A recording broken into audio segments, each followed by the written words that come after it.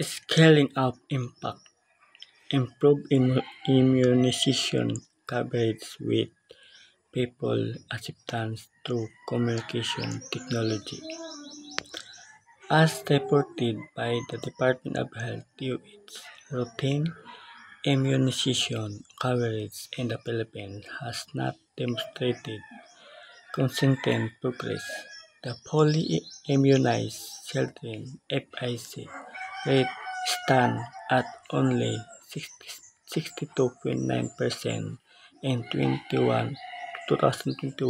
FHSI's 2021 compared to 55.18% in 2020 and 69.08 in 2019.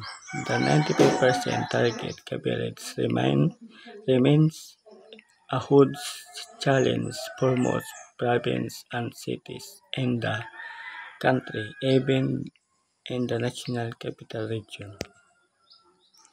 Through the qualitative study conducted under the Project Impact, it was found that the overarching challenge and concern related to immunization among these population groups are household competing priorities that hinder women caretakers to remember their vaccine schedule.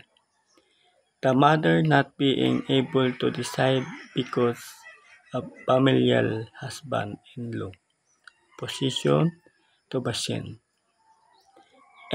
Implicants experience in the local health facility due to long slow queues and hostile staff. Per of contracting COVID-19 when they and their children visit the health facility. Vaccine hesitancy due to misinformation and fear of serious adverse effects and downplaying of disease severity. This project found by the Department of Foreign Affairs and Trade Australia under the Vaccine Access and Health Security Initiatives (BEHSI) aims to address the low immunization coverage among children under 2 years of age, pregnant women, and boost COVID-19 vaccination rate, but for primary and booster dose intervention under the Project Impact, just as spending of SMS reminders to target population for their scheduled visits to the local health center for vaccine and check-up will continue in order to cover all the required tasks for a child routine immunization.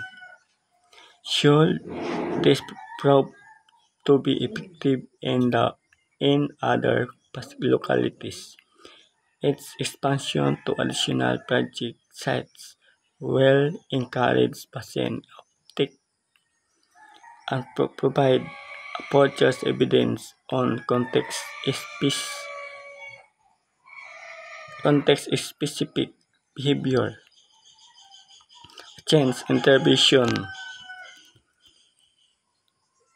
Otherwise, another socio-behavioral change communication SPCC plan and materials will be developed. The promotion of an inclusive and non-discriminatory healthcare will still be pursued through health service providers training and self-centered social accountability (CCSA) efforts. Areas of implementation: National Capital Region, Muntinlupa City, Pasay City, Caloocan City, Region 8, Region 3, Malolos City, Bulacan. Region 4E, NAC, Cavite, Tanay, and Antipolo, Rizal. Region 8, Samar. Bangsamoro Autonomous Region in Muslim. Mindanao, BERMM, Lanao del Sur. Partners.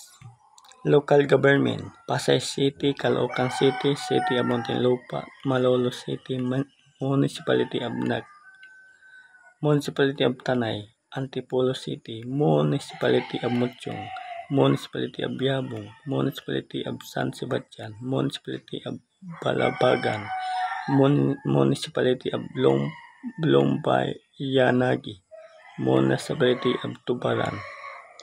Department of Health, DOH, Central Office, Health Promotion Bureau, National Immunization Programs, DOH Regional Office, Research Institute for Tropical Medicine. Other agencies and CSOs, Center for Utilizing Behavioral Insight for Children, Quebec, Save the Children International, UNICEF, World Health Organization, National Commission on Indigenous Peoples, local CSOs, Integrated Midwives Association of the Philippines, Rahima, Roman, Peace Waivers, and Center for the Empowerment and Development in Intern Visayas, Community Support Groups, CSC, Children and Youth Groups. Thank you very much.